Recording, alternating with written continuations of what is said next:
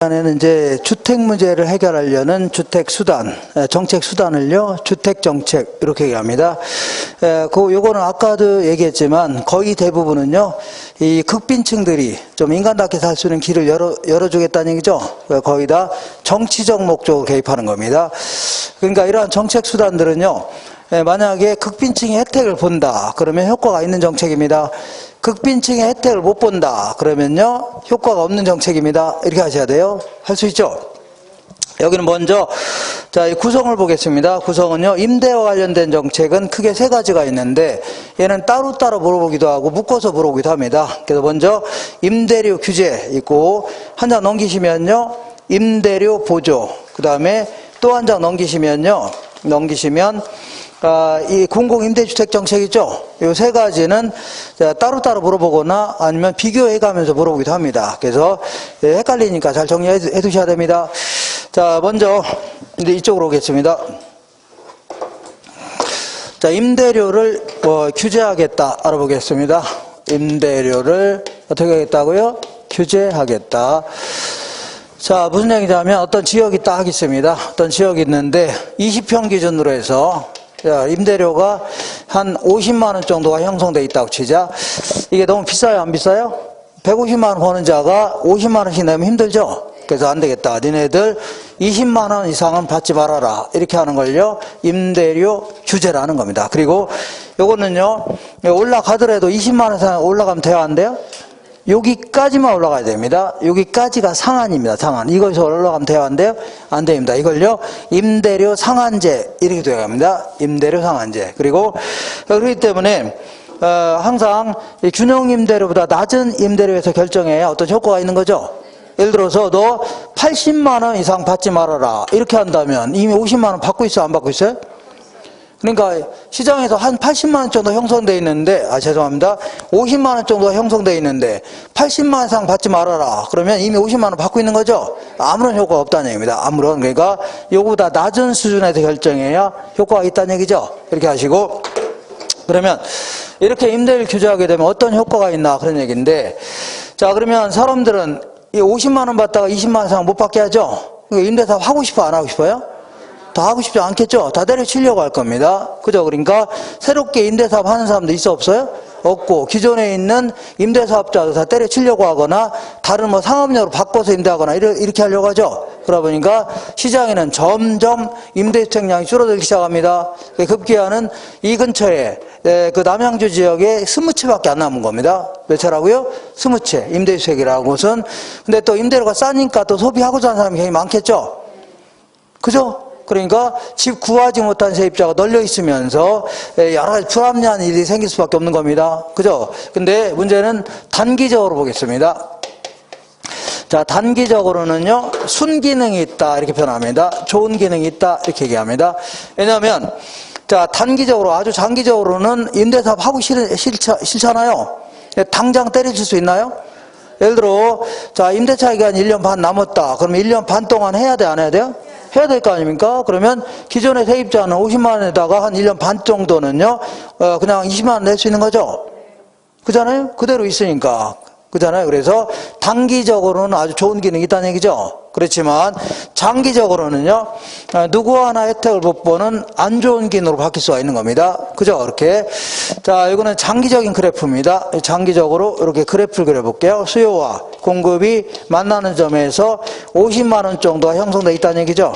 이걸요, 균형 임대료 합치자. 균형 임대료. 이게 너무 비싸요, 안 비싸요? 비싸니까 니네들 20만 원 이상 받지 말라는 얘기죠. 이걸 규제 임대료 하는 겁니다. 그래서 요거는 이거 이상 올라가면 돼요, 안 돼요? 요거 이상 올라가면 안 됩니다. 여기까지만 올라가야 돼요. 그래서 이걸요, 임대료 상한제 해줍니다. 상한제. 그러면, 자, 사람들은 임대사업 하고 싶어, 안 하고 싶어요? 아예 처음부터 안 하려고 하고, 그리고 기존에 하던 사람들 전부 다 때려치려고 하죠. 임대주택 공급량이 점점 줄어듭니다. 이렇게. 그리고 임대료가 또 싸니까 또 소비하고자 하는 사람 많아지는 거죠. 그러면서 자, 소비량 많아지는 거죠. 그러면서 이만큼만큼 초과 수요가 발생합니다. 자, 초과 수요가 발생했다는 얘기는 집 구하지 못한 세입자가 널려 있다는 얘기죠. 그잖아요? 그러다 보니까 여러 가지 어쩔 수 없이 그냥 달동네 사는 사람이 많다는 얘기죠. 집 좀 여기서 그 임대주택 좀 구하고자 하는데 구하지 못해서 어쩔 수 없이 달동네 사는 사람들도 굉장히 많다는 얘기죠. 이런 식으로 집 구하지 못한 세입자가 널려 있으면서 각종 불합리한 일이 생긴다는 얘기입니다. 그래서 이거는 장기적인 예들입니다. 장기적으로 이렇게 해볼게요. 이렇게 보면 요거는요 임대인의 입장에서는 어떤 행동을 할 것이고 요거는요 임차인의 입장에서는 어떤 행동을 할 것이며 정부라든가 시장 입장에서는 어떤 현상이 나타날 수 있나 알아보겠습니다. 그러면 그 임대료가 형편없이 낮으니까 사람들은 임대사업 하려고 안 하려고 해? 안 하려고 할 거 아닙니까? 그래서 어떤 사람이 정년퇴직하면 내가 기필코 아파트 한 5채 구입해서 임대사업이나 하려고 작정을 딱 했었는데 임대료가 낮으니까 하려고 안 하려고 해? 안 하려고 해. 임대사업에 대한 투자를 막 기피하려고 할 겁니다. 이렇게. 자, 그 다음에 기존에 임대사업 하는 사람들도 이거 해야 돈이 돼야 한대요? 안 되니까 그냥 만약에 상가로 바꿀 수 있으면 바꿔서 상가로 임대하고 싶겠죠? 아니면 이거저도 안 되면 팔아치우고 다른 사업 하려고 하죠? 이런 식으로 해서 시장에는 점점 기존의 용도를 다른 용도로 바꾸려고 할 겁니다. 용도 전환. 그죠? 이렇게 하면서 점점 공급량이 줄어듭니다. 뭐가 줄어요? 공급량은 계속 줄어들어요. 그리고 예전에 그 돈을 많이 50만 원 받을 때는 세입자가 와서 도배지 교체해 주세요. 그럼 얼른 교체해 줬죠. 근데 지금은요. 도배지 교체해 주세요. 그러면 뭐 붙이고 살라고요? 신문지 살라고 하는 거 아닙니까? 너 아니라도 주변에 들어올 사람이 널려 있는 거죠? 살기 싫으면 나가라는 얘기입니다. 나가라는 얘기죠? 그러니까 임대주택에 대한 질적 서비스 수준 자체가 매우 저하될 가능성이 높아집니다. 질적 수준이 매우 높아집니다. 매우 저하됩니다. 이번에는 임차인의 입장에서는 집 구하는 게 쉬워요? 어려워요? 구하기가 상당히 어렵답니다. 왜냐하면 기존의 세입자한테 눌러 살려고 할 거 아닙니까? 그러니까 집 구하는 게 너무 힘듭니다. 그리고 특히 자 우리 신혼부부 같은 경우에는 집 좀 이번에 얻으려고 하는데 집이 막 빈집이 거의 없다는 얘기죠. 그러니까 집 구하는 게 너무 힘들다는 얘기입니다. 이렇게. 자 그리고 이번에 내가 저기 춘천으로 전국 가려고 하는데 춘천도 마찬가지로 집 구하는 게 쉬워요? 어려워요? 전국적으로 시행한다면 거기도 어렵겠죠? 그래서 거기 가서 이제 집 구하다 못 구해서 여기서 출퇴근할 수 있는 거죠. 그죠? 이런 식으로 해서 주거이동이 감소될 수밖에 없는 겁니다. 그러면 주거이동이 감소된다. 이게 무슨 대단한 문제냐? 한두 사람이 여기서 춘천까지 출퇴근한다. 그러면 별 문제가 안 됩니다. 근데 많은 사람이 차 끌고 왔다 갔다 한다는 얘기죠. 그럼 이건 원래 안 나가도 돼야 될 비용이 나가요? 안 나가요? 나간다는 얘기입니다. 이거는 사회적 손실로 이어지는 겁니다. 특히 이제 집을 구하지 못해서 서울까지 출퇴근하는 사람 있죠? 이런 사람들은 아침 저녁으로 출퇴근 전쟁 아닙니까? 혼잡 비용 같은 게 굉장히 클 수밖에 없는 겁니다. 이렇게. 그 다음에 이번에 이제 실수요 목적으로 이 주택을 얻으려는 사람 입장에서도 20만 원이면 싸죠? 그죠? 에라 모르겠다. 50평짜리 빌려서 인간답게 살아보자는 얘기죠? 쓸데없이 이제 과소비가 생길 가능성도 매우 농후합니다. 이렇게. 자, 그러니까 결국은요. 자, 임차인도 좋을 게 하나도 없다는 얘기죠. 이렇게. 이번에는 정부 입장에서는 소득세 수입이 아주 급감할 가능성이 높아집니다. 자, 옛날에는 임대사업 하는 사람이 많았어요, 적었어요? 많았으니까 임대사업에 대한 소득세 수입이 많았는데 지금 때려친 사람이 많아요, 적어요? 많잖아요. 그죠? 그러다 보니까, 그리고 다른 사업 하는 사람이 많아졌죠? 그리고 아예 안 하는 사람도 많아지고, 이렇게 하다 보니까, 아무래도요, 이 소득세 수입이 급감하면서 정부를 꾸려나가는 것도 힘들 수 있죠? 이렇게. 그리고 이번에 춘천 가서 집을 구하지 못한 사람이 집주인을 살짝 불러서 내가 계약서는 이걸로 써드릴게요. 계약서에는. 그 대신 몰래 30만 원 더 줄 테니까 기존의 세입자 내보내고 내가 들어갈게 할 수 있죠? 이런 식으로 해서 불법적인 암시장이 형성될 가능성이 아주 농후합니다. 그래서 1건 내 20만 원 이상 못 받게 했더니 몰래 50만 원 거래하고 있다는 얘기죠. 이중 가격 형성되면서 시장도 엉망이 될 수 있다는 얘기입니다. 이렇게 해서 이 정도 정리하시면 돼요. 자, 그리고 요거는요. 이 가장 큰 문제점이요. 공급량이 팍 줄어들었죠. 팍 줄어들었잖아요.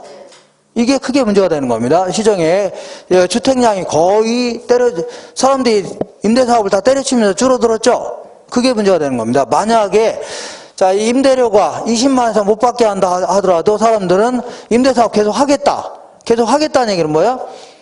임대주택량이 거의 안 줄어들었다는 얘기죠. 이런 걸 비탄력적이라는 겁니다. 자, 정리해 볼게요. 자, 탄력적이라는 얘기는 공급자 입장에서 임대료 올렸을 때 공급량을 크게 늘리는 거 있죠? 이걸 탄력적이라는 겁니다. 거의 안 늘리는 걸요? 비탄력적. 그럼 거꾸로 한다면 임대료가 내려갔을 때 공급량을 팍 줄어든 걸 뭐라고요? 탄력적. 거의 안 줄어든 걸요? 비탄력적이라는 겁니다. 이거 되겠죠? 그러면 자 보세요. 자, 이게 수요와 공급이 이런 걸 뭐라고요? 하늘에서 비가 내려온다. 이런 걸 탄력적, 비탄력적이라고요? 비탄력적. 그리고 자, 이렇게 이런 형태를 뭐라고요? 이렇게 이런 걸요? 탄력적이라는 겁니다. 기억할 수 있죠? 이렇게 할 수 있잖아요. 하늘에서 비가 내려오는 형태를요? 비탄력적. 이런 걸요? 탄력적이라는 거 아닙니까? 그래서 50만 원 정도 형성되어 있었는데 니네들 자 20만 원 이상 받지 말라는 얘기죠? 이렇게 하는 거 아닙니까? 그러면 공급량이 거의 줄었어요? 안 줄었어요? 안 줄었고 소비량도 거의 안 늘었죠? 초과 수요가 얼마 안 되네요. 이럴 경우는 정책 효과가 매우 뛰어납니다. 아니 시장에는 임대료 20만 원 이상 못 받게 하니까 거의 임대사업 그대로 하고 있다는 얘기죠? 하나도 안 줄었다는데 거의 안 줄었어요. 그죠? 그러면 기존의 세입자들이 50만 원에다가 얼마라고요? 20만 원 낼 수 있는 거죠? 그러면서 거의 효과가 아주 100% 거의 굉장히 좋다는 얘기입니다. 그죠? 근데 이런 경우 볼게요. 자, 이게 얼마라고요? 50만 원인데 니네들 20만 원 이상 받지 말라는 얘기죠? 그러면 이만큼이 초과 수요 아닙니까? 이게 의미한 게 뭐냐면 임대료 20만 원 이상 못 받게 하니까 사람 다 때려쳤다는 얘기입니다. 소비하고 있는 사람이 굉장히 많아졌다는 얘기죠? 그러면서 여러 불합리할 일이 계속 생길 수밖에 없어요. 그러니까 가능하면요, 자, 이 공급이 비탄력적일 때 정책 효과는 커지는 겁니다. 이해가 되겠나요? 아, 비탄력적이라는 얘기는 임대료가 내려가도 공급량이 거의 안 줄어들었다는 얘기죠? 이걸 비탄력적이라는 겁니까? 공급량이 거의 안 줄어들었으면 남양주 지역에 임대수익이 그대로 남아있는 거죠? 그대로 있는 거 아닙니까? 줄어들지도 않고. 그죠? 그러니까 세입자는요, 50만 원에다가 20만 원 그대로 낼 수 있는 거죠? 맞죠? 그래서 혜택을 볼 수 있다는 얘기입니다. 읽어볼게요, 여기. 요 박스 바로 아래 볼게요. 자, 수요 공급의 가격 탄력성이 클수록 초과 수요분은 커지는 겁니다. 이런 걸요, 초과 수요가 커진죠? 이렇게. 자, 그 다음에 주택 공급의 가격 탄력성이 비탄력적일수록 시행 효과는 큰 겁니다. 비탄력적일수록 세입자가 혜택을 더 볼 수 있다는 얘기죠. 비탄력적이라는 얘기는 임대료가 내려가더라도 임대주택 공급량이 줄어요, 안 줄어요? 거의 안 줄었다는 얘기죠. 그대로 있다는 얘기 아닙니까? 그러면 기존의 세입자가 이 세입자 상당히 혜택을 볼 수 있다는 얘기죠. 이해가 되겠나요? 다시 해요? 자, 볼게요. 자, 이런 걸 뭐라고요? 탄력적이라는 겁니다. 뭐라고요? 탄력적. 이런 걸 뭐라고요? 비탄력적이라는 겁니까? 그러면 예를 볼게요. 임대료가 임할 때 이만큼 공급하려고 했죠? 올라가 팍 늘어났죠? 얘는 임대료가 임할 때 이만큼 공급하려고 하는 거 아닙니까? 임대료 올리니까 조금밖에 안 늘어났죠? 거꾸로 한다면 임대료 내면 팍 줄어든다는 겁니다. 얘는요, 내려가면 조금밖에 안 줄어졌죠? 그러니까 임대료 50만 원 받다가 20만 원 이상 못 받게 하니까 이렇게 비탄력적이라는 얘기는 거의 줄었어요, 안 줄었어요? 그대로 있다는 얘기입니다, 그대로. 그죠? 그대로 있으니까 막 팍 줄어드니까 문제가 되는 거 아닙니까? 거의 그대로 있으니까 세입자 입장에서는요, 임대수익량이 그대로 있는 거죠? 줄어들지도 않고 그대로 하고 있는 거 아닙니까? 장사를 계속 하는 거 아닙니까? 임대사업을. 그죠? 그러니까 세입자는요, 50만 원에다가 그냥 20만 원 이상 20만 원 내면 되는 거죠? 혜택이 클 수 있다는 얘기입니다. 다시 해요? 자, 그럼 거기 계산 문제 좀 알아보겠습니다. 계산 문제. 여기서 계산 문제 나올 수 있는 거는 이렇게밖에 안 나옵니다. 자, 거기 보시면 이렇게 보겠습니다. 수요와 공급이 만나는 점에서 균형 임대료하고 균형 임대량이 결정된다. 이렇게 해줄게요. 읽어보겠습니다. 계산형 문제. 수요 함수는요, QD는 마이너스 10입니다. 자, 요거는 수요 함수를 이렇게 그림의 형태가 아니라 이렇게 식으로 쓸 수 있죠? 수요 함수는요, 마이너스 10Q라고 되어 있죠? 이렇게. 맞나요? 자, 마이너스 10P고, 10P네요. 이렇게. 자, 그 다음에 거기 보니까 공급 함수는요, QS는 2000 플러스 10P입니다. 이렇게.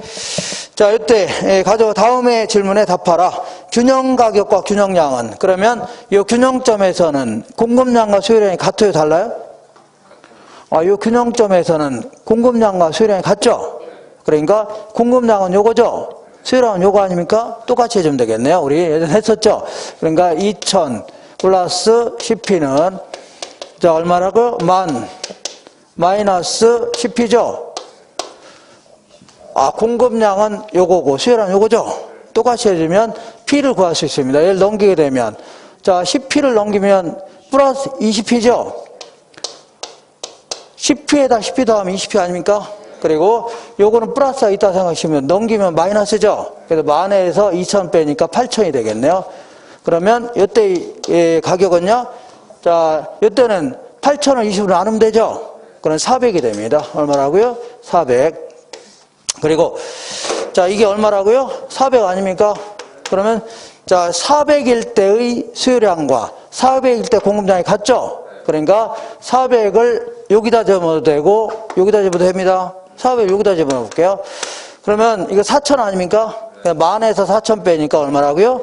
6000이 되겠네요. 그래서 자 어디 갔어요? 이렇게 균형 가격은 400, 균형 임대량은요 6000이 되겠네요. 이렇게. 자, 1번 해결했고 2번 볼게요. 정부에서 300만 원으로 규제할 경우에 장기적으로 임대수익의 질적 수준이 저하되고 임차인들의 이동의 범위는 축소된다. 자, 볼게요. 니네들 300만 원 이상 받지 말라는 얘기죠? 이거 이상 받지 말라는 얘기 아닙니까? 그러면, 자, 이때는 이거보다 낮은 수준에서 결정된 거죠? 그러니까, 거기 보시니까 임대주택의 질적 수준이 저하되겠죠?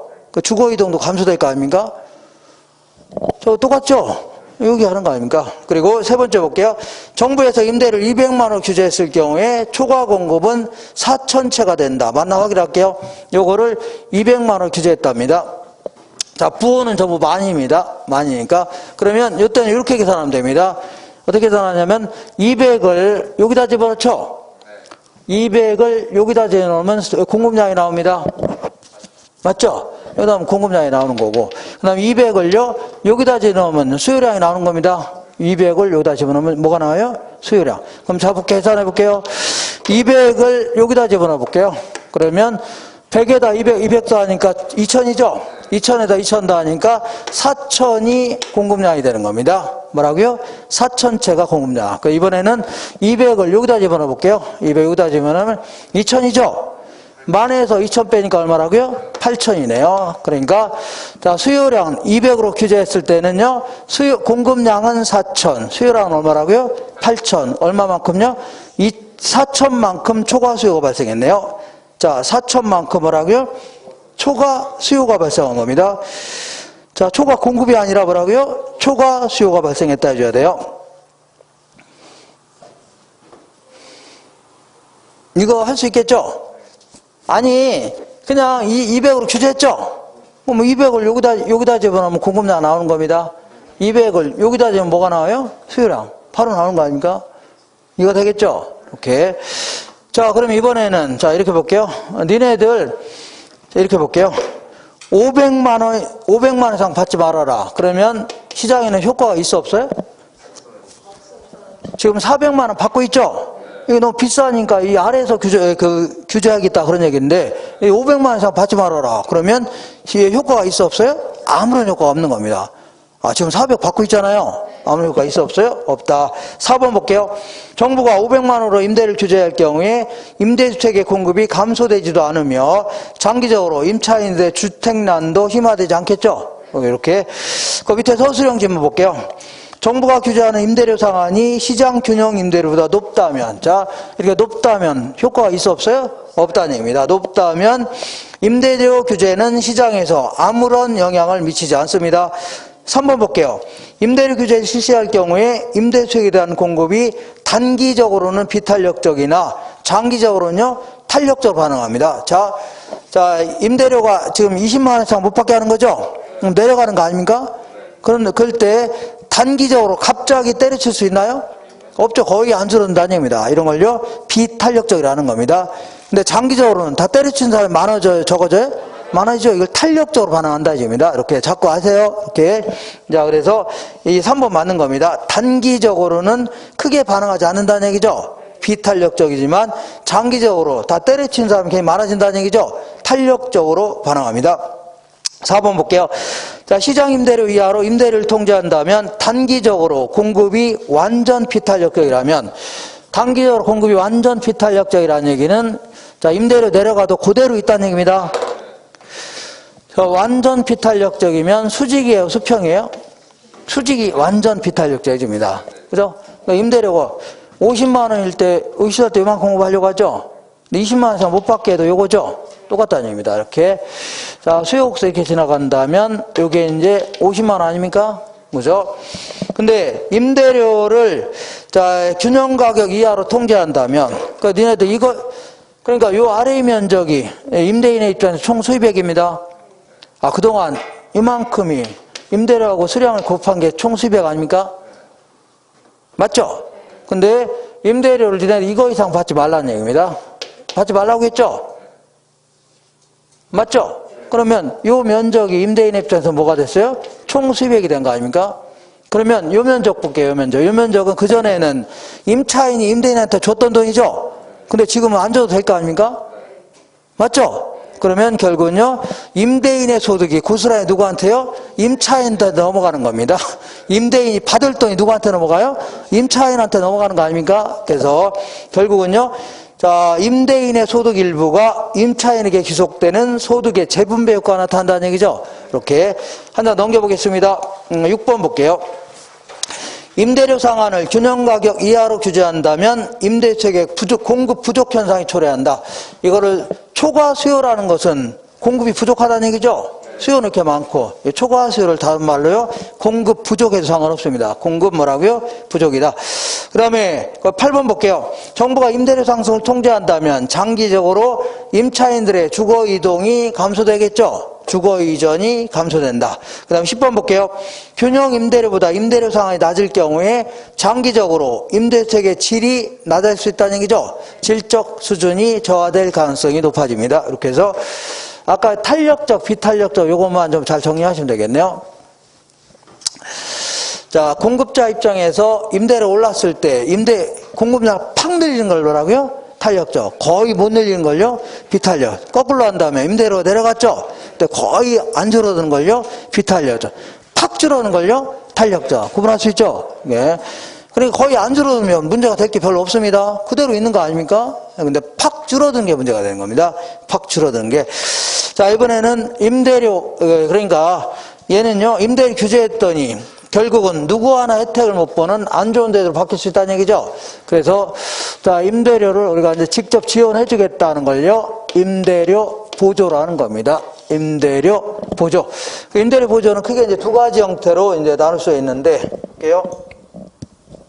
이게 뭐야? 자, 먼저, 이렇게 보겠습니다. 이렇게, 요거는 우리 같은 소비자한테 지원해주는 방식이고, 요거는요, 공급자인, 여기서 공급자는요, 건설업자를 얘기합니다. 건설업자를 지원해주는 방식이 있는데, 자, 소비자한테 지원해주는 거는요, 이렇게, 지금 월세가 한 40만원 정도 됐었는데, 이게 너무 비싸요? 안 비싸요? 비싸기 때문에, 자, 극빈층을 선정해서 한 가구당 한 30만원 정도를 좀 지원해주겠다. 보조해주겠다는 걸요, 임대료 소비자 보조라는 겁니다. 그리고 이제 공급자 보조는요, 건설업자를 좀 지원해주겠다 그런 얘기인데, 어떤 건설업자가 아파트 한 동인데 100억 들어간다고 치자. 얼마요? 100억. 근데 이 건설업자가 아파트 지어서, 우리나라 같은 경우는 10년 이상, 이 민간 건설업자가 10년 이상 임대사업 하고자 한다는 얘기죠.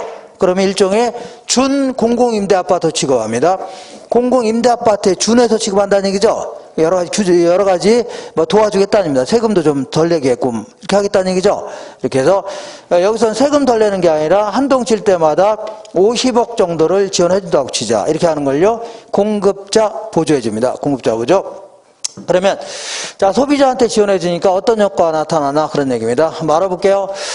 자, 소비자한테 지원해 주면 약간 좀 어려운 얘기인데, 원래는 주택에 대해서 임대를 얼마나 했어요? 40만 원 냈죠? 그리고 남는 돈 가지고 150만 원 벌어갖고, 자, 주택에 임대료도 내고, 그 다음 남는 돈 가지고 다른 자를 구입했을 거 아닙니까? 근데, 자, 40만 원 내다가 지금은 30만 원 지원해줘야 안 해줘요? 해주니까 실제 내 돈 나가는 거 얼마예요? 10만 원밖에 안 나는 겁니다. 아, 실제 내 돈 나가는 것만 따지는 겁니다. 그러니까 임대료가 상당히 싸진 효과가 있습니다. 40만 원에서 얼마라고요? 10만 원만 내도 되는 거 아닙니까? 그래서 상대적으로 자, 임대료는 싸졌고 다른 자는 비싼 꼴이 된 겁니다. 그렇기 때문에 사람들은요, 상대적으로 비싼 걸 덜 소비하고 주택을 더 많이 소비할 수 있죠. 임대료가 하락한 효과가 있죠. 그렇기 때문에 다른 자를 덜 구입하고 주택을 더 많이 소비할 수 있는 거죠. 이걸요, 대체 효과라는 겁니다. 무슨 효과라고요? 이런 거 하긴 했었는데 기억 좀 나시나요?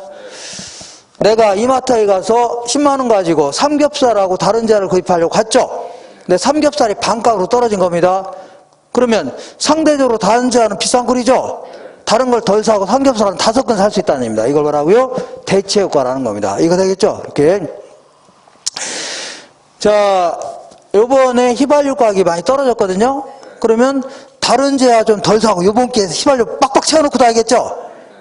아, 조금씩 넣는 게 아니라 팍팍 채워놓고 다닐 수 있죠? 그래서 하면 상대적으로 싼 걸 막 더 많이 소비하려고 합니다. 다시 해요? 언더스탠? 자, 이걸 무슨 효과라고요? 대체 효과다. 그럼 이번에는 대체 효과는 없다고 치자. 뭐 없다고 치자. 그리고 옛날하고 지금이나 똑같은 양을 소비한다고 치자. 그러면 돈이 남아야 안 남아요? 10만 원만 내면 되는 거죠. 30만 원 남을 거 아닙니까? 그래서 소득이 증가된 효과가 있습니다. 그래서 다른 자가 됐든 요거에 됐든 더 많이 소비할 수 있죠. 요걸요, 소득 효과라는 겁니다. 무슨 효과라고요? 소득. 자, 그래서 이런 것 때문에 임대주택에 대한 소비량을 늘리려고 하겠죠. 이게 이제 정부 입장에서의 주된 목적입니다. 그러니까 지금 10평, 12평 너무 열악하죠. 또 좀 넓은 집에 가서 살아는 얘기입니다. 그죠? 그리고 달동네 같은 거 없애려고, 달동네 너무 열악해요? 열악하지 않아요? 너무 열악하고 위생도 문제가 있죠. 그러니까 좀 좋은 동네 가서 살아는 얘기입니다. 그래서 나중에 달동네 철거시키려고 하는 겁니다. 정부 입장에서는 달동네 이런 게 있는 게 좋아요? 안 좋아요? 이거는 거의 극빈의 상징 아닙니까? 자꾸 없애고 싶은 겁니다. 그래서 자꾸 좋은 동네가 살아는 얘기죠. 그러면 그 달동네 사람이 다 뜰 거 아닙니까? 그러면 재건축하겠다는 얘기입니다. 그래서 다 밀어버리겠다는 얘기죠. 그런 취지가 강합니다. 자, 근데 어떤 사람은요, 자, 소비량 늘리려고 하는데 어떤 사람은요, 30만 원 지원해줘도 지금 살고 있는 집이면 충분하다. 이런 사람이 간혹 있을까 없을까요? 있을 수 있겠네요. 지금 달동네가 좋다는 얘기죠. 아니면 12평입니다. 딱이다. 이런 사람 있어 없어요? 있죠. 그런 사람은 돈이 남아요, 안 남아요? 남으면 갖다 버릴래나요? 버리지 않겠죠. 그래서 시장 가서 뭐 삼겹살 먹든 뭐든 먹겠죠. 자, 그래서 자, 이런 경우는요, 다른 재화의 소비량도 타재화의 소비량도 증가하는 게 일반적입니다. 전체적으로 시장 전체에서는. 그죠? 이번에는 공급자한테 지원해 주는 거 볼게요. 공급자한테 지원해 주면요, 원래는 아파트 한 동 질 때 얼마 들어갔다고요? 50억 들어갔는데 지금은 50억을 지원해 줘요, 안 해줘요? 지원해 주니까 50억만 있어도 한 동 질 수 있죠? 그럼 50은 남아요, 안 남아요? 남으면 옆에 한 동 또 질 수도 있겠네요. 자, 그러다 보니까 단위당 생산비가 감소하기 시작합니다. 생산비가 감소하니까 아파트 더 지으려고 하죠. 공급이 증가하기 시작합니다. 그러면 공급이 증가하면 시장에 임대 아파트가 많아져, 적어져? 많아지니까 다 자연스럽게 임대료는 하락합니다. 물건 많아지면 하락하는 겁니다. 결과적으로 누가 혜택을 봐요? 세입자가 혜택을 볼 수 있다는 얘기입니다. 근데 요거는 소비자한테 지원해 줄 경우는요, 얘들이 가고 싶은 데 가서 살면 되는 겁니다. 근데 얘들한테 지원해 주면요, 애들 학교도 여기 있고 남편 식당도 여기 있는데 여기다 갖다 지어놓은 거죠. 여기 가서 살아야 될 거 아닙니까? 그래서 아무래도 얘들한테 지원해 주면요, 주거지 선택의 자유를 보장받기는 좀 곤란하다는 얘기죠. 이런 좀 단점이 있겠네요. 그래서 우리가 일반적으로 임대료 보조하면 주로 이제 소비자 보조를 주로 많이 물어봅니다. 뭘 물어본다고요? 소비자 보조를 주로 물어봅니다. 자, 소비자 보조는요, 이렇게 볼게요. 이걸 조금 자세히 알아보는 겁니다. 소비자 보조를. 이것도 단기적인 효과, 얘는요, 장기적인 효과 나눠볼게요. 단기적으로는요, 대체 효과, 소득 효과 때문에 소비량을 늘리려고, 안 늘리려고요? 늘리려고 할 거 아닙니까? 그래서 수요가 증가하기 시작합니다. 자, 수요가 증가하면 임대료가 올라갈까요? 떨어질까요? 올라가면 자, 그러니까 서로 임대료 막 지원해줬더니 서로 막 더 큰 주택을 소비하려고 하고, 그죠? 그죠? 더 많은 주택을 막 소비하려고 하죠? 그런다고 갑자기 공급량을 늘릴 수 있나요? 공급량은 임대차량은 거의 정해져 있을 거 아닙니까? 단기적으로? 그러니까 임대료만 팍팍 올라갈 수밖에 없네요. 맞죠? 임대료만 팍팍 올라가니까. 자, 결국은요, 임대료를 올렸더니 결국은요, 누가 혜택을 보냐면 집주인인, 여기서 말하는 임대인은요, 집주인을 얘기합니다. 임대인만 초과해는 얻게 되는 겁니다. 자, 왜 그러냐면 30만 원 지원해줬죠? 그랬더니 임대료 거기서 올랐죠? 세입자는 혜택을 못 보고 오히려요, 임대인만 가만히 있다가 임대료 올라가는 거 아닙니까? 그러니까 임대료 올려준 효과를 다 누가 가져가요? 임대인들이 가져가는 겁니다. 아주 단기적 불합리한 제도네요. 그죠? 근데 문제는 장기적인 정책이 중요한 거죠. 장기적으로 임대료가 좋아지니까 어떤 정년퇴직자가 나 이번에 정년퇴직하면 기필코 퇴직금 다 긁어 모으고 대출 좀 끼고 해서 아파트 한 5채 구입해서 임대사업이나 해야 되겠다, 이런 사람 생겨 안 생겨요? 아니면요, 원룸이나 하나 지어서 해보겠다는 얘기죠. 이런 식으로 해서 장기적으로 공급이 증가하기 시작합니다. 뭐가 증가해요? 그럼 공급이 증가하면 시장에 물건이 많아져요, 적어져요? 많아지니까 임대료는 다시요, 점점 떨어집니다. 그래서 원래로 돌아올 수 있는 겁니다. 그러면 임대료는 올라갔다 다시 내려왔죠?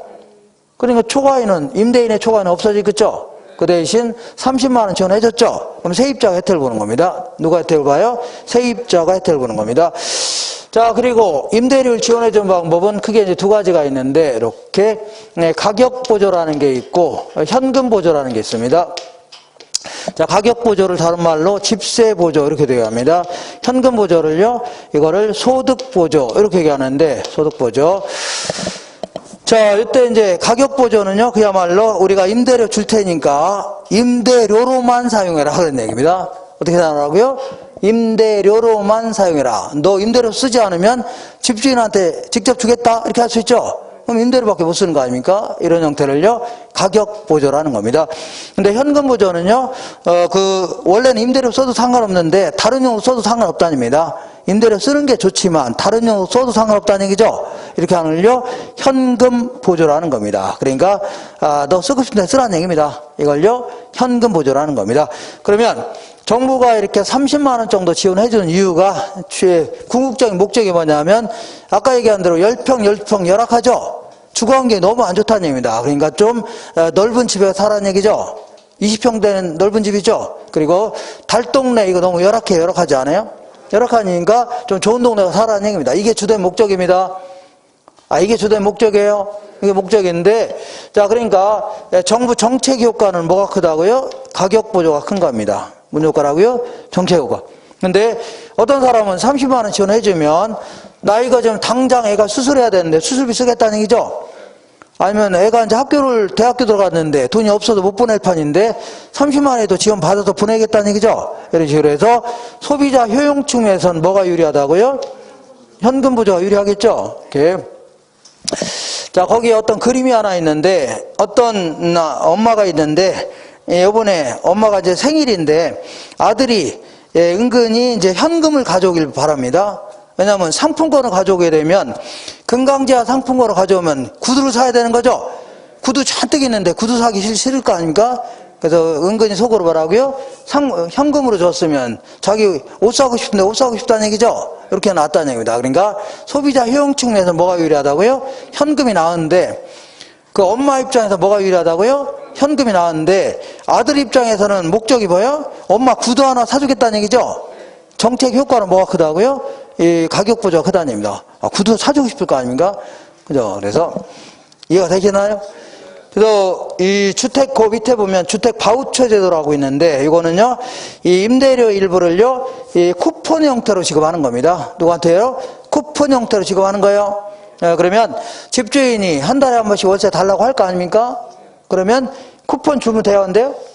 쿠폰 주면 그거 가지고, 자, 시청 가서 바꿔치기 하면 되죠? 이렇게 하는 걸요, 주택 바우처 제도 해줍니다. 뭐라고요? 주택 바우처. 그래서 일종의, 자, 이 가격 보조에 해당되는 겁니다. 어떤 보조라고요? 얘는 바우처는요, 뭐라는 거예요? 임대료밖에 못 쓰는 거죠? 깡을 하지 않은 이상 임대료 쓰는 거 아닙니까? 임대료 쓰는 거 아닙니까? 그러니까 이거는요, 이 가격 보조라는 겁니다. 일종의 뭐라고요? 가격 보조. 이렇게 하면 돼요. 자, 이렇게 해서 이 정도 정리하시고, 원래는, 자, 이게 이제 옛날이 아니라 이 바우처 제도가 서울시에서 시범 운영했었습니다. 어떻게 했다고요? 시범 운영하다가 14년도부터 이제 박근혜 정부 들어서 점진적으로 확산시켰습니다. 확대시켰어요.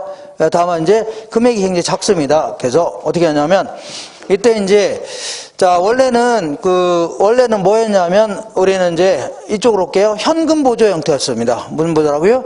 현금 보조 뭐냐면 국민기초생활보장법이죠. 여기에 따라서 최저 생계비에 못 미치는 가정을 선정해서 최소 생계비 정도 해당되는 금액을 지원해줬다는 얘기죠. 동사무소에서.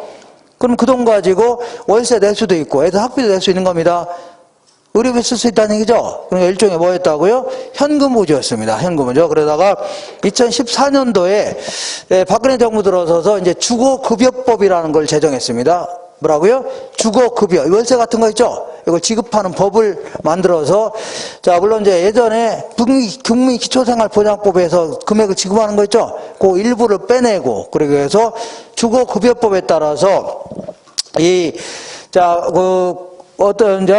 뭐라고 하냐면, 소득세 계산할 때 어떻게 계산하냐면, 이게 작년에 1년 동안의 소득이 이만큼이라고 치자. 이만큼이죠? 다시 할게요. 작년에 소득이 이만큼이라고 치자. 그럼 이거 여기다 세율을 부과하는 게 아닙니다. 부과하는 게 아니라 이만큼 정도는 빼줍니다. 뭘 빼요? 뭐 무슨 기초공제다. 아니면요. 부양가족 있으면 부양가족 있죠? 요거 이제 일정씩 빼줍니다. 아, 그 집안에 장애인이 있다. 그럼 그것도 빼줍니다. 수에 따라. 아니 65세 어르신들이 있다. 그것도 빼줍니다. 그죠? 그리고 엄마가 혼자서 이제 애들 키우고 있다는 얘기죠? 이것도 빼줍니다. 애들이 6세 이하다. 이것도 빼줍니다. 이것도 다 빼줘요. 이렇게 해서 이런 공제를 좀 빼줍니다. 인적 공제를 하는 거예요. 그리고 또 여기 또 빼줍니다. 이거 빼고. 그 다음에 또 뭘 빼냐면, 그 보험료 같은 거 내는 거 있어 없어요? 이거 일정액씩 빼줍니다. 그리고 의료비 낸 거 있어 없어요? 이것도 일정액씩 빼줍니다. 카드 쓴 거 있어 없어요? 이것도 일정액 빼주고, 기부금 낸 거 있어 없어요? 교회 헌금 같은 거 내는 거 있죠? 이런 거 다 일정액씩 빼줍니다. 이렇게 해서 이거 빼줘요. 이렇게 해서 이것도 이제 빼줍니다. 자, 그리고 또한 이만큼 정도는요, 근로소득 공제라고 해서 또 일부 빼줍니다. 빼줘요. 됐죠? 그럼 이거 남았어요? 안 남았어요? 여기다가 이제 세율을 부과하는 겁니다. 이게 이제 과세 표준이라는 겁니다. 세율을 부과하기 직전의 소득을 뭐라고요? 과세표. 여기다 세율을 부과하는데 이게 88만 원이 안 되죠? 예를 들어 88만 원이 안 되면 세금 낼 것도 거의 없습니다. 왜냐하면 여기다가 이제 최저세율이 6%거든요. 그래봐 한 7만 원 정도밖에 안 되는데, 야, 여기다가 또 세금 내죠? 그러면 신고했다고 또 세금 또 빼줍니다. 이러다 보니까 뭐 낼 게 있어 없어요? 거의 없습니다. 그러니까, 자, 88만 원 이하인 자 있죠? 저렇게 계산한 소득이 88만 원이 안 된다. 이런 자를요, 과세 미달자 해줍니다. 뭐라고요? 과세 미달자. 이런 사람들이 500만 명이 넘어갑니다. 얼마 넘어간다고요? 500. 그 중에서 또 열악한 97만 명 정도 선정해서 주거급여 형태로 얼마예요? 11만 원 정도 지원했습니다. 정부에서. 얼마라고요? 11만 원. 계속 지원해줬던 겁니다. 전면 시행하고 있습니다, 지금은. 근데 올해서부터 이 금액이 대폭 인상됐습니다.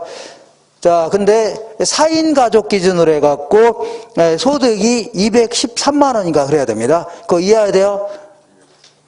4인이죠, 4인. 3인이면 좀 더 내려가고, 어쨌거나 4인 가족 기준으로 얼마라고요? 213만 원인가 그거 이해해야 됩니다. 아, 제가 보니까 그래요? 그런 사람들은요, 이번에 대폭 인상됐습니다. 그래서 최소요, 21만 원에서 최대요, 자, 40만 원 있죠? 23만 원에서 최대 얼마? 41만 원까지 지원받을 수 있습니다. 이해가 되겠나요? 그래서 이건 주거급여 형태로 지급하는 겁니다. 월세 내라는 얘기입니다.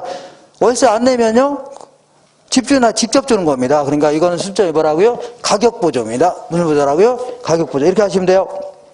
그래서 자, 이렇게 해서 혜택 보는 사람이 한 120만 명 정도 되니까 참고삼아 이렇게 소득이 좀 안 좋은 낮은 분들 있죠? 이런 분들은 좀 확인해 보세요. 소득이 4인 가족 기준으로 해서 여기는 뭐 다 높겠네요. 거기는 소득이 2,100만 원까지 넘어가겠네. 자, 한 달간 소득이 한 달간 소득을 얘기합니다. 여기 있죠? 소득이. 그래서 한 달 소득 평균, 한 달 소득 평균입니다. 이렇게. 자, 그 다음 거기 그 문제를 읽어보겠습니다. 서술형 지문의 2번 볼게요. 저소득층에게 임대를 보조할 경우에 주택 소비량 및 다른 재화의 소비량은 일반적으로 증가한다고 했죠? 다른 재화의 소비량도 증가해요? 안 해요? 한다고 했잖아요. 그 다음에 3번 볼게요. 정부가 저소득층에게 임대료 일부를 보조해주게 되면요, 대체 효과와 소득 효과로 인하여 임대주택 소비량이 늘어난다고 했죠? 맞고. 5번 볼게요. 저소득층에게 임대를 보조해주게 되면 다른 조건이 같을 경우에 장기적으로 임대주택의 공급이 증가하죠? 그러니까 장기적으로 이렇게 공급이 증가해요? 안 해요? 그렇죠? 이렇게 한 장 넘겨볼게요. 넘겨보시면, 자, 정부가 임차인에게 임대료를 직접 보조해주게 되면 단기적으로는 시장 임대료는 상승하지만 장기적으로는요, 시장 임대료가 내려갑니다. 자, 보세요. 단기적으로 올라갔어요? 안 올라갔어요? 올라갔는데 장기적으로 다시 내려왔죠? 내려왔습니다. 올라갔다 내려오게 됩니다. 그 다음에 자 8번 볼게요. 주택 바우처 제도는요, 임대료를 교환권으로 지급하는 일종의 가격 보조 정책입니다. 가격 보조 정책 이렇게 하시고, 자 이번에는 그 공공 임대주택 정책 알아보겠습니다. 이렇게 볼게요. 자, 요거는요 공공 임대주택 정책이라 하는데, 요거는 이런 얘기입니다. 자, 여기가 이제 우리 동네에서 볼 수 있는 사적 시장입니다. 우리 삼성아파트, 대우아파트, 건영아파트의 전월세 시장이죠. 근데 여기는 임대료가 비싸요, 싸요? 무지 비싸다는 얘기입니다. 이렇게. 자, 너무 비싸서, 다시 읽게요. 이렇게 비싸니까 안 되겠다. 소위 말하는 공적 시장이라고 해서 여기다가 이제 토지주택공사라든가 지방공사 애들 시켜서 아파트 지어서 아주 저렴한 임대료를 공급하겠다는 얘기입니다. 이걸 뭐라고요? 공공임대주택 정책이라는 겁니다. 근데 지금은요, 여기나 품질은 차이가 없다고 해야 돼요. 그렇지 않으면 할 얘기가 없어집니다. 뭐가 차이 없다고요? 할 얘기가 없어져요. 그래서 자, 실제로 이제 그 이명박 정부 들어서 보금자리 주택이라는 걸 만들기 시작했는데, 걔네들은 이제 품질이 큰 차이는 없습니다. 약간 좀 처지긴 하지만, 삼성 아파트 이런 거에 비해서는 좀 많이 밀리지만, 어쨌거나 큰 차이는 없다고 가정해야 됩니다. 없다고 가정해야 돼요? 그렇지만 할 얘기가 없어집니다. 그러면 여기는 임대료가 비싸고 여기는 싸죠? 그럼 뭐하러 여기 살려고 합니까? 여기 살려고 하죠. 맞죠? 그러니까 여기서 나타난 효과 보겠습니다. 이렇게. 특히 이명박 정부 들어서는요, 서울시 한복판에 이런 거 있죠? 여기다가 그린벨트 해제하고서 막 아파트 짓기도 합니다. 그러니까 접근성도 매우 양호합니다. 그러면 여기는 임대료가 비싸고 싸죠? 그럼 여기 있는 사람이 이사 가려고 안 가려고 해? 가려고 할 거 아닙니까? 그러면 요거는 여기서 나타난 효과를 볼게요. 단기적인 효과, 장기적인 효과. 이사 가려고 하니까 여기는 수요가 증가하죠? 여기는 수요가 감소하겠네요. 그러면 수요가 감소하면, 수요가 늘어나면 임대료 올라가죠? 그럼 수요가 감소하면요, 임대료 하락하기 시작합니다. 임대료 하락할 거 아닙니까? 그럼 점점 하락하는데, 어디까지 이사 가려고 해요? 얘보다 높은 안에 이사 가려고 하죠? 그러니까 결국은 요 정도 될 때까지 이사 가려고 하겠네요. 맞죠? 그래서 결국은 단기적으로는 매우 훌륭한 제도입니다. 왜냐하면, 자, 볼게요. 자, 이 공적 시장으로 이사 간 사람은 혜택을 봐요, 못 봐요? 보죠? 근데 사적 시장에 남아있는 사람들도 임대료 내려갔어요, 안 내려갔어요? 내려갔어요. 둘 다 혜택을 보는 겁니다. 매우 좋은 제도네요. 어떻게 좋아하고요? 매우 좋은 제도입니다. 근데 문제는 장기적으로 볼게요. 장기적으로 이 시장은 임대료가 형편없이 내려갔죠? 공적 시장 이상 임대료 수는 내려갔잖아요. 그럼 사람들은 이거 돈도 돼요, 안 돼요? 돈도 안 되니까 임대료 하려고 안 하려고요? 다 때려치려고 하는 단어에서 상당히 많은 사람들이. 그래서 우리 동네도 어떤 할머니가 한 10채 가지고 아파트 임대 사업 하는데 임대료가 이렇게 내려가니까 이거 하려고 안 하려고요? 다 팔아치우고 다른 거 하려고 하겠네요. 그죠? 그래서 시장에서는요, 점점 이 시장에서 빠져나가려고 합니다. 임대 사업을 때려치려고 합니다. 되시죠? 때려치려고 하니까 공급이 감소하기 시작합니다. 임대주택의 공급이 어떻다고요? 감소해집니다. 그러면 임대주택 물량이 점점 줄어드니까 임대료가 올라갈까요? 떨어질까요? 올라갑니다. 다시. 물건이 부족하면 임대료 다시 올라가죠. 근데 어디까지 때려치냐면 점점 올라가는데, 자, 이게 단기적인 효과입니다. 이거는 단기적인 효과. 점점, 때려치려고 하죠? 그럼 점점 안 올라가요? 올라가는데, 어디까지요? 옛날에 적정 임대료 못 미치는 한 계속 때려치려고 하죠? 그러니까, 이 정도 못 미치는 한 계속 그죠? 이 정도 될 때까지 때려치려고 하죠? 맞죠? 이렇게. 이게 장기적인 효과입니다. 뭐라고요? 이거에 못 미치는 한 때려치려고 할 거 아닙니까? 맞죠? 그래서 결국은 장기적으로 다시 올라갔죠, 원래대로. 결국은, 자, 공적 시장으로 이사간 사람 혜택을 봐요, 못 봐요? 봅니다. 근데 사적 시장에 남아있는 사람은 혜택을 봐요, 못 봐요? 못 보겠네요. 다시 올라갔죠? 못 보는 겁니다. 이렇게 결국은 이쪽으로 이사간 사람만 정부에서 지원받은 형태가 되는 겁니다. 그죠? 그리고 이쪽으로 이사간 사람이 북한에서 이사갔나요? 남한에서 이사갔겠죠? 그래서 사회 전체의 임대주택량은 어떻다고요? 불변이라는 겁니다. 사회 전체 임대주택량은요, 불변이다. 얘는요, 계속 증가합니다. 이게 아주 좋은 제도입니다. 저거는요, 계속 줄어듭니다. 임대료 규제했더니 사람들이 임대서 하려고 안 하려고요? 그냥 때려치려고 할 겁니까? 그래서 가장 좋은 제도는 뭐라고요? 임대료 보조입니다. 뭐 보조라고요? 임대료 보조. 자, 참고삼아. 임대 아파트는요, 원래 우리나라에서는 최초로 1971년도에 개봉지구 있잖아, 개봉지구. 거기에 이제 지은 게 최초인데, 그거는 뭐 두어 덩 친 게 답니다. 그래서 진짜 본격적으로 주택이 지어진 거는요, 89년도에 영구 아파트라는 걸 짓기 시작했습니다. 영구 있죠, 영구? 한번 빌려주면 영구적으로 빌려주는 겁니다, 거의. 그래서 요거는 보증금 이런 거 없어요. 뭐가 없다고요? 보증금 없고 거의 13평 정도가 답니다. 몇 평이라고요? 13평. 이걸요, 영구 아파트라는 겁니다. 자, 그래서 요거는 사회적 문제가 굉장히 컸어요. 왜냐하면 이 영구 아파트에 살면요, 거의 뭐 극빈층이라든가 탈북자들 있잖아요. 이런 분들 막 집어넣었던 겁니다. 그러다 보니까 이 주거분리 현상, 다시 말하면요, 극빈의 상징이었습니다, 이게. 애들이 학교 가서 여기 살고 있다면 왕따식 그랬습니다, 옛날에. 문제가 돼요, 안 돼요? 됐어요. 그래서, 그 다음에 이게 그 89년도에, 이게 언제라고요? 89년도고, 이제 97년도경에 정부에서 그 당시에는 주택공사였습니다. 주공이라고 해서 그거 시켜서 뭘 만드냐면 그 국민 임대주택 형태로 짓기 시작했던 겁니다. 요거는 20평 전후로 몇 평 전후라고요? 20평 전후로 해서 보증금도 한 30% 받습니다. 그리고 임대기간이 5년에서 50년 임대기간 있죠? 이렇게 해서 짓기 시작했던 겁니다. 이렇게 되겠죠? 이렇게 하다가 지금도 시행하고 있습니다. 자, 그러다가 자, 이명박 정부 들어서 1905년 있죠? 5년도에 보금자리 주택이라는 걸 짓기 시작했는데 이건 어떻게 지었냐면 서울의 한복판이라면 여기 한복판 그린벨트 묶여 있는 거 있죠? 요거 해제하고 요다 지어낸 겁니다. 그리고 요 근처에도 수도권 외곽 쪽 있죠? 막 지어낸 겁니다. 그러면서 분양도 하고 임대도 했다는 얘기죠? 이걸요, 보금자리 주택이 됩니다. 그러다가, 요것도 지금 시행하고 있습니다. 그러니까 박근혜 정부 들어서 행복주택이라는 거를 만들기 시작했습니다. 무슨 주택이라고요? 행복주택은요, 우리 철로 근처에 빈 땅 있어 없어요? 이런 땅이라든가, 아니면 하천 근처에 막 놀고 있는 땅 있죠? 그런 거 많습니다. 그리고 놀리는 땅 많이 있잖아요. 거기다가 아파트 지어서요, 7평에서 몇 평이라고요? 13평 정도 되는 초소형 아파트 지어서 임대하기 시작했던 겁니다. 이걸요, 행복주택이라는 겁니다. 뭔 주택이라고요? 행복.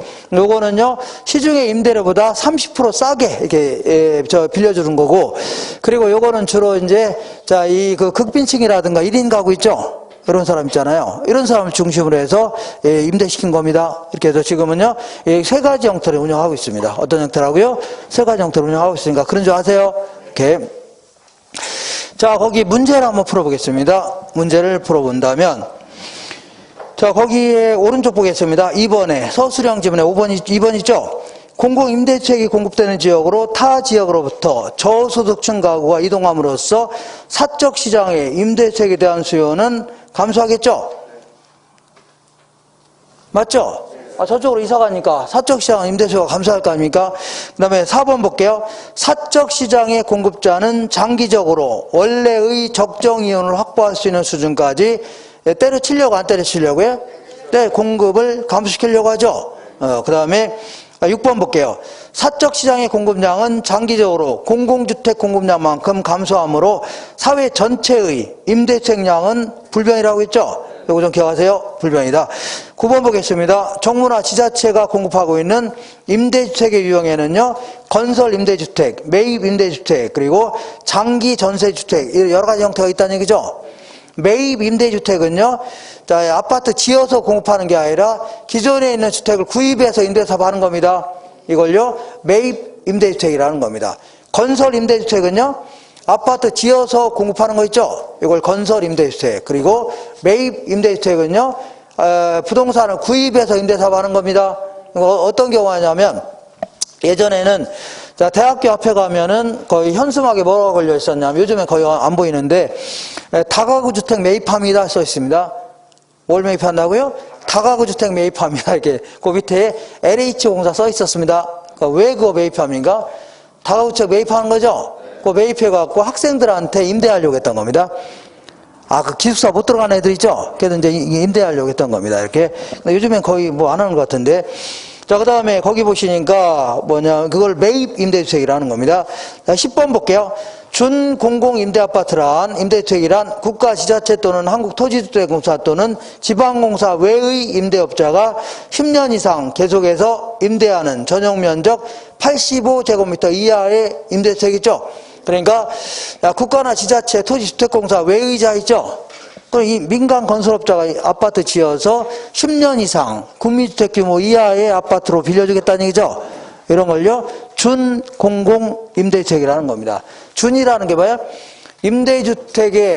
공공 임대주택에 준해서 취급하겠다는 얘기죠. 여러 가지 세제상 혜택도 주고 하겠다는 얘기입니다. 이걸요, 준공공 임대주택 해줍니다. 뭐라고요? 준공공 임대주택 해줍니다. 자, 그리고 이제 오늘은 이제 그 임대와 관련된 정책 알아봤는데, 원래는 이 분양 관련된 정책도 해야 되는데, 이거는 하기가 불가능하네요. 하기가 뭐라고요? 밥 먹고 와서 해야 되는데, 그거 힘들잖아요. 그래서 그만하지 뭐 더 해요. 그래서 질문 없나요? 그래서 자, 다음 주에 요거 하고, 그 다음에 바로 투자론 쪽으로 넘어갈 겁니다. 넘어간다고요? 투자론. 이렇게 투자론도 굉장히 중요한 내용이니까 이렇게 할 겁니다. 쭉쭉 나갈 거니까. 오늘 분양 관련된 정책 많지는 않은데, 요거 하려다가 못했네요. 집에 가 쉬시고, 다음 주에, 다음 주를 기약하면서, 우리가 이제는 헤어져야 할 시간, 이렇게 해서 끝내야 되겠네요. 자, 얼른 들어가 쉬시고 다음 주에 뵙겠습니다. 이상입니다.